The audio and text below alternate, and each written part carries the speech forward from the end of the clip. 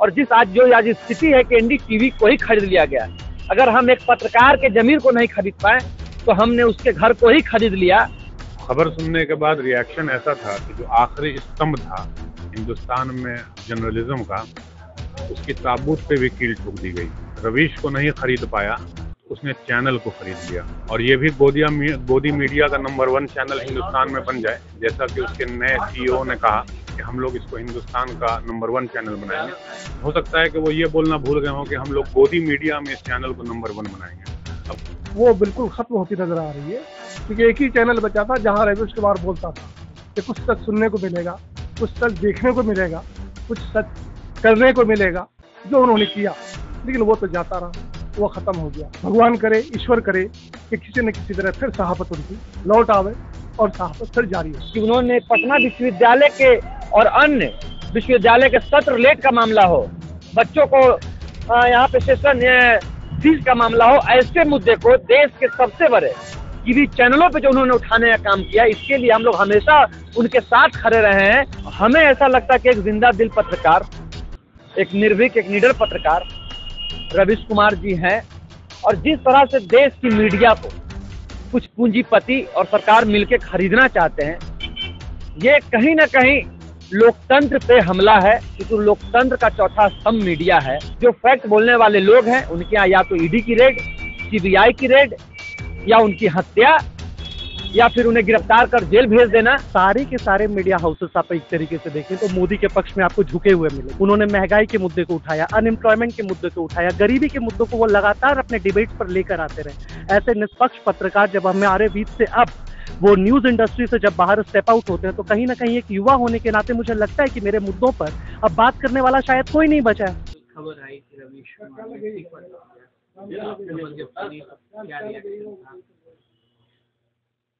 खबर सुनने के बाद रिएक्शन ऐसा था कि जो आखिरी स्तंभ था हिंदुस्तान में जर्नलिज्म का, उसकी ताबूत पे भी कील ठोक दी गई। कोई फर्दोबशर जब रवीश को नहीं खरीद पाया, उसने चैनल को खरीद लिया।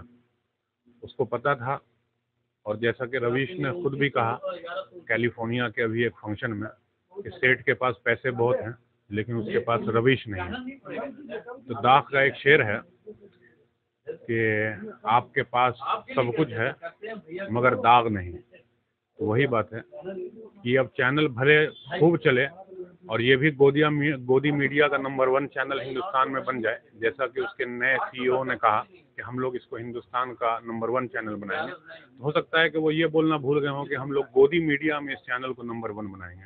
अब गोदी मीडिया में एक होड़ लगेगी कि नंबर 1 गोदी मीडिया अब कौन है। एक नया चैनल इसमें शामिल हो गया। रवीश कुमार की आगे की ज़िंदगी के लिए हम तमाम लोगों की बहुत शुभकामनाएं हैं। जैसा उन्होंने काम किया है, गरीब की, आवाम की, हर किस्म के मिस्कीन की, गयूर की, बेरोज़गार की, युवा की, बूढ़े की, चाहे वो कोरोना का मामला हो, चाहे वो बेरोज़गारी का मामला हो, चाहे वो पैदल चलते हुए मज़दूरों का मामला हो, रवीश ने सबका मुद्दा टीवी पे दिखाया, उठाया, तमाम मुल्क को सुनाया। यही मोदी जी को पसंद नहीं था। मोदी जी ने अपने पूरे 8 साल के इतिहास में तमाम चैनलों को इंटरव्यू दिया। आम कैसे खाते हैं, चूस के खाते हैं, काट के खाते हैं, ये भी बताया। मोर को कब खाना खिलाते हैं, तोते को कब उड़ाते हैं, गुफा में कब बैठते हैं, गुफा से कब निकलते हैं, सब कुछ दिखाया। लेकिन रवीश कुमार के एक सवाल का उन्होंने जवाब नहीं दिया। मुझे वो याद आता है कि एक प्राइवेट चैनल को रवीश कुमार ने इंटरव्यू खुद दिया था, और वो एक बच्चा ही था, आपकी तरह बड़ा यंग था।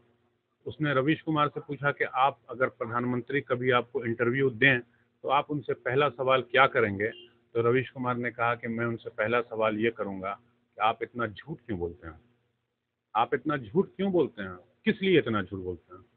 सवाल ये है कि अब आवाम को तय करना है कि वो गोदी मीडिया जैसी न्यूज़ चैनलों को देखना चाहती है या सोशल मीडिया पर अब आए हुए रवीश कुमार को देखना। और ये साबित भी हो गया, घंटों के अंदर उनके सब्सक्राइबर कितने बढ़ गए, उनके व्यू को मिलियन में पहुंच गया। इससे साबित होता है कि अवाम खुद जो है एक सच्चे और इस किस्म के पत्रकार को देखना चाहती है कि जो अवाम को सच दिखाए, जो वो देखे वही दिखाए, वो ड्रामेबाजी नहीं करे। ड्रामेबाजी से अब लोग तंग आ चुके हैं। मीडिया को छोड़ के अब हिंदुस्तान में कोई मोदी मोदी नहीं कर रहा है, सिर्फ मीडिया ही मोदी मोदी कर रही है। कहते थे नमस्कार मैं रवीश कुमार, अब टीवी पर नहीं सुनाई देगा, कैसे देखते हैं?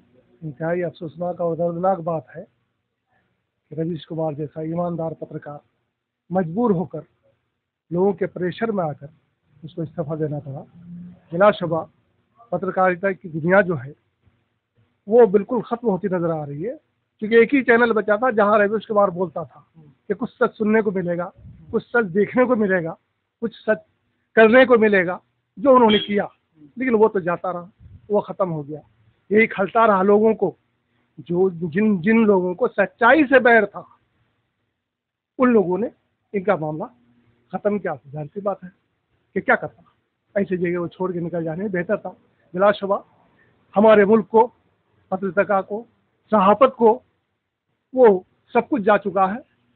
खुदा करे, भगवान करे, ईश्वर करे कि किसी न किसी तरह फिर सहाफ़त उनकी लौट आवे और सहाफ़त फिर जारी हो और सच अवाम सच देखे, सच सुने, यही हमारी कामना है। कैसे देखते हैं बिहारी खासकर? देखिए, हम लोग लगातार आज रोज़मर्रा की जो खबरें हम लोग टेलीविज़न पे जो टेलीकास्ट होता है हम लोग रोज़ देखते हैं, लेकिन हमें ऐसा लगता है कि एक जिंदा दिल पत्रकार, एक निर्भीक, एक निडर पत्रकार रवीश कुमार जी हैं, और जिस तरह से देश की मीडिया को कुछ पूंजीपति और सरकार मिलकर खरीदना चाहते हैं, ये कहीं ना कहीं लोकतंत्र पे हमला है, क्योंकि लोकतंत्र का चौथा स्तंभ मीडिया है। और जिस तरह से उस पर लगातार हमला किया जा रहा है सरकार और कुछ पूंजीपतियों के द्वारा, ये आने वाले भविष्य के लिए हमें लगता है कि एक बेहतर, एक सुनहरा भविष्य हम लोग नहीं दे रहे हैं। जिस तरह से एक प्राइवेट, एक कॉरपोरेट सेक्टर का कब्जा हो रहा है, एक पॉलिटिकल पार्टियों का कब्जा हो रहा है, उससे वही दिखाया जाएगा जो फैक्ट नहीं दिखाया जाएगा। जो फैक्ट बोलने वाले लोग हैं उनके यहाँ या तो ईडी की रेड, सीबीआई की रेड, या उनकी हत्या, या फिर उन्हें गिरफ्तार कर जेल भेज देना, ये प्रोपगंडा हमारे देश में चल रहा है।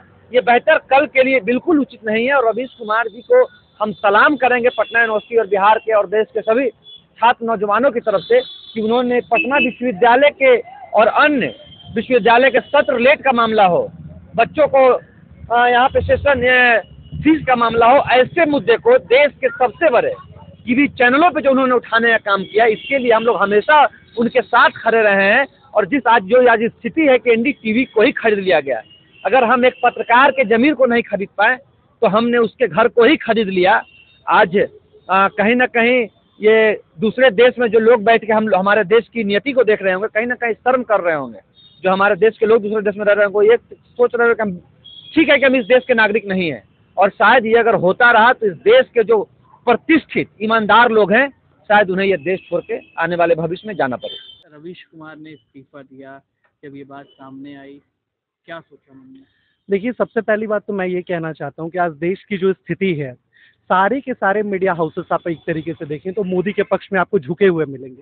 कुछ ऐसे मीडिया चैनल्स थे जो हमारे मुद्दों को, जनता के मुद्दों को पुरजोर तरीके से उठाने का काम करते थे। उसमें एनडीटीवी विशेषता तौर से उन्होंने महंगाई के मुद्दे को उठाया, अनएम्प्लॉयमेंट के मुद्दे को उठाया, गरीबी के मुद्दों को वो लगातार अपने डिबेट्स पर लेकर आते रहे। ऐसे निष्पक्ष पत्रकार जब हमारे बीच से अब वो न्यूज़ इंडस्ट्री से जब बाहर स्टेप आउट होते हैं तो कहीं ना कहीं एक युवा होने के नाते मुझे लगता है कि मेरे मुद्दों पर अब बात करने वाला शायद कोई नहीं बचा है। तो अब क्या लगता है सोशल मीडिया पर वही अंदाज दिखेगा? और टीवी पर जब कहते थे नमस्कार मैं रवीश कुमार, वो कितना मिस करेंगे? बहुत मिस करेंगे, बिल्कुल मिस करेंगे। खासकर उनका प्राइम टाइम पे जिस तरीके के उन्होंने मुद्दे उठाए हैं, जनता से जुड़े हुए और जमीनी स्तर के मुद्दे उठाए हैं, वो हम सबसे ज़्यादा मिस करेंगे। लेकिन हाँ, जैसा कि है कि अगर सोशल मीडिया पे रवीश सर एक नई पहल करते हैं तो उसका हम सभी खुलकर स्वागत करेंगे और मिलकर उनका आभार प्रकट करेंगे इस चीज़ के लिए।